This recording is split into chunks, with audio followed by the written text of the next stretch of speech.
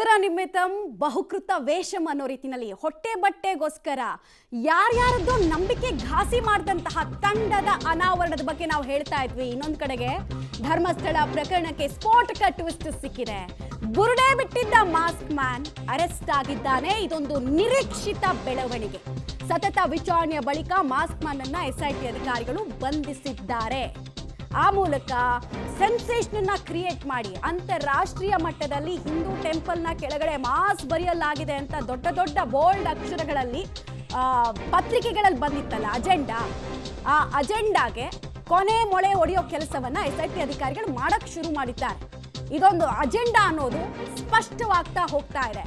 ಅದಕ್ಕೆ ನಾವು ಯಾವಾಗ್ಲೂ ಹೇಳೋದು, ಸುಳ್ಳಿನ ವಿಚಾರಗಳಲ್ಲಿ ವೇಗ ಬಹಳ ಮಿಂಚಿನ ವೇಗ ಅಂತೆ, ಆದ್ರೆ ಸತ್ಯ ನಿಧಾನವಾಗಿ ಚಲಿಸುತ್ತೆ. ಹೋದ ಜಾಗಗಳಲ್ಲೆಲ್ಲ ಹಲವರ ಮುಖವಾಡವನ್ನ ಕಳ್ಚ್ತಾ ಹೋಗುತ್ತೆ, ಸುಳ್ಳಿನ ಕೋಟೆಯನ್ನ ಒಡೆಯುತ್ತೆ ಅನ್ನೋದಕ್ಕೆ ಈಗ ಆಗ್ತಾ ಇರುವಂತಹ ಡೆವಲಪ್ಮೆಂಟ್ಸ್ ಸಾಕ್ಷಿ.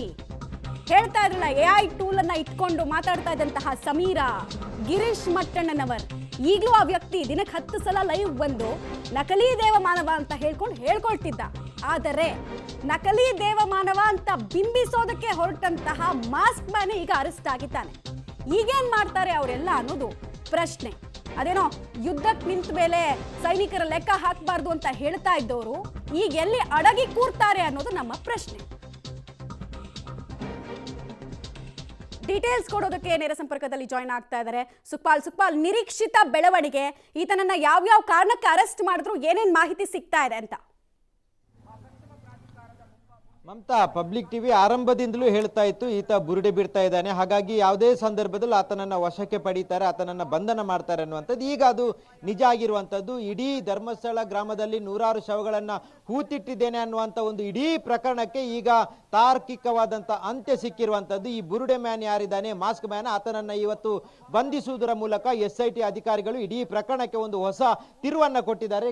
ಗಮನಿಸಬಹುದು ನಾವೀಗ ಇಲ್ಲಿರುವಂಥ SIT ಕಚೇರಿ ಏನಿದೆ ಬೆಳ್ತಂಗಡಿಯಲ್ಲಿ ಇರುವಂತ, ಇಲ್ಲಿ ಪೊಲೀಸ್ನ ಹಿರಿಯ ಅಧಿಕಾರಿಗಳೆಲ್ಲ ತಯಾರಿಗಳನ್ನ ನಡೆಸ್ತಾ ಇರುವಂತದ್ದು. ಈಗ ಈತನನ್ನ ಇಲ್ಲಿಂದ ಬಂಧಿಸಿ ಈಗ ನಿನ್ನೆ ಬೆಳಿಗ್ಗೆಯಿಂದಲೂ ಆತನನ್ನ ಸಾಕಷ್ಟು ವಿಚಾರಣೆಗಳನ್ನ ಮಾಡಲಾಗಿದೆ. ಹಾಗೆ ಸುಮಾರು ಒಂದು 5 ಗಂಟೆ ಇವತ್ತು ಬೆಳಗಿನ ಜಾವದವರೆಗೂ ವಿಚಾರಣೆ ಮಾಡಲಾಗಿತ್ತು. ಆ ಬಳಿಕ ಮತ್ತೆ ಆತನನ್ನ ಈ ಠಾಣೆಗೆ ಕರೆಸ್ಕೊಂಡಿದ್ದಾರೆ. ಈಗ ಹಿರಿಯ ಅಧಿಕಾರಿಗಳೆಲ್ಲ ಇಲ್ಲಿ ಬಂದು ಸೇರಿರುವಂತದ್ದನ್ನ ಗಮನಿಸಬಹುದು. ಆತನನ್ನ ಈಗ ಬಂಧನದ ಪ್ರೊಸೀಜರ್ ಅನ್ನ ಮಾಡಿ ನೇರವಾಗಿ ನ್ಯಾಯಾಲಯಕ್ಕೆ ಸುಮಾರು ಒಂದು 11 ಗಂಟೆ ಸುಮಾರಿಗೆ ನ್ಯಾಯಾಲಯಕ್ಕೆ ಹೋಗಿ ಹಾಜರುಪಡಿಸುವಂತ ಪ್ಲಾನ್ಗಳನ್ನ ಈಗ ಅಧಿಕಾರಿಗಳು ಮಾಡ್ತಾ ಇರುವಂತದ್ದು. ಹೀಗಾಗಿ ಈತನನ್ನ ಬಂಧನ ಮಾಡಲಿಕ್ಕೆ ಪ್ರಮುಖ ಕಾರಣಗಳಾಗಿರುವಂತದ್ದು ಈತ ಹೇಳಿರುವಂತ ಎಲ್ಲ ಕಥೆಗಳು ಸುಳ್ಳು ಅನ್ನುವಂತ ಒಂದು ನಿರ್ಧಾರಕ್ಕೆ ಅಧಿಕಾರಿಗಳು ಬಂದಿದ್ದಾರೆ. ಕೇವಲ ಅಧಿಕಾರಿಗಳು ಯಾವುದೇ ದಾಖಲೆಗಳಿಲ್ಲದೆ ನಿರ್ಧಾರಕ್ಕೆ ಬಂದಿಲ್ಲ.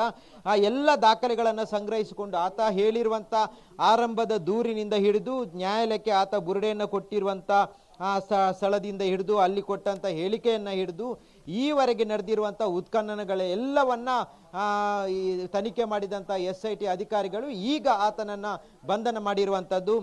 ನಿರೀಕ್ಷೆ ಇತ್ತು ಈತನನ್ನ ಬಂಧನ ಆಗುತ್ತೆ ಅನ್ನುವಂಥದ್ದು. ಯಾವಕ್ಕಂತ ಹೇಳಿದ್ರೆ 17 ಪಾಯಿಂಟ್ಗಳಲ್ಲೂ ಏನೂ ಸಿಗದಿದ್ದಾಗ ಆತ ಮತ್ತೆ ನಾನು ಒಂದಷ್ಟು ಪಾಯಿಂಟ್ಗಳನ್ನು ತೋರಿಸ್ತೇನೆ ಅನ್ನುವಂಥದ್ದನ್ನ ಹೇಳ್ಕೊಳ್ತಾನೆ ಇದ್ದ. ಆದ್ರೂ ಆ ಸಂದರ್ಭದಲ್ಲಿ SIT ಇದನ್ನ ಸಂಪೂರ್ಣವಾಗಿ ಉತ್ಖನನವನ್ನ ಸ್ಥಗಿತಗೊಳಿಸಿತ್ತು. ಜೊತೆಗೆ ಆ ಬಳಿಕ ಆತನನ್ನ ವಿಚಾರಣೆ ಮಾಡುವಂತ ಕೆಲಸಗಳನ್ನ ಮಾಡಿತ್ತು. ಇನ್ನೊಂದು ಕಡೆಯಲ್ಲಿ ಆತನ ಸಂಬಂಧಿಕರು, ಆತನ ಹೆಂಡತಿ, ಆತನ ತಮ್ಮ, ಅಣ್ಣ, ಈ ರೀತಿ ಎಲ್ಲರನ್ನ ವಿಚಾರಣೆ ಮಾಡುವಂಥದ್ದು. ಜೊತೆಗೆ ಆತನ ಜೊತೆ ಕೆಲಸ ಮಾಡಿದವರು, ಗ್ರಾಮ ಪಂಚಾಯತ್ನಲ್ಲಿ ಆ ಸಂದರ್ಭದಲ್ಲಿ ಕೆಲಸ ಮಾಡಿದವರು, ಪರಿಸರದ ಜನರು ಎಲ್ಲರನ್ನ ವಿಚಾರಣೆ ಮಾಡಿದಾಗ ಈತ ಹೇಳ್ತಾ ಇರುವಂಥದ್ದು ಸುಳ್ಳು ಅನ್ನುವಂಥದ್ದು ದಾಖಲೆ ಸಮೇತ ಗೊತ್ತಾಗಿದೆ. ಒಂದು ಕಡೆಯಲ್ಲಿ ಉತ್ಖನನ ಮಾಡಿದಂಥ ಸಂದರ್ಭದಲ್ಲಿ ಎಲ್ಲೂ ಯಾವುದೇ ರೀತಿಯಾದಂಥ ಕುರುಹುಗಳು ಸಿಗದಿದ್ದಾಗಲೇ ಇದು ಸುಳ್ಳು ಅನ್ನುವಂಥದ್ದು ಗೊತ್ತಾಗಿದ್ರು ನಿಖರವಾದಂಥ ದಾಖಲೆಗಳು ಬೇಕಾಗುತ್ತೆ. ಆ ಹಿನ್ನೆಲೆಯಲ್ಲಿ ನಿಖರವಾದಂಥ ದಾಖಲೆಗಳನ್ನು ಸಂಗ್ರಹಿಸಿಕೊಂಡು ಈಗ ಆತನನ್ನ ಬಂಧಿಸಿರುವಂಥದ್ದು. ಇನ್ನು ಕೆಲವೇ ಕ್ಷಣಗಳಲ್ಲಿ ಆತನನ್ನ ನ್ಯಾಯಾಲಯಕ್ಕೆ ಹಾಜರುಪಡಿಸ್ತಾರೆ. ಮಮತಾ,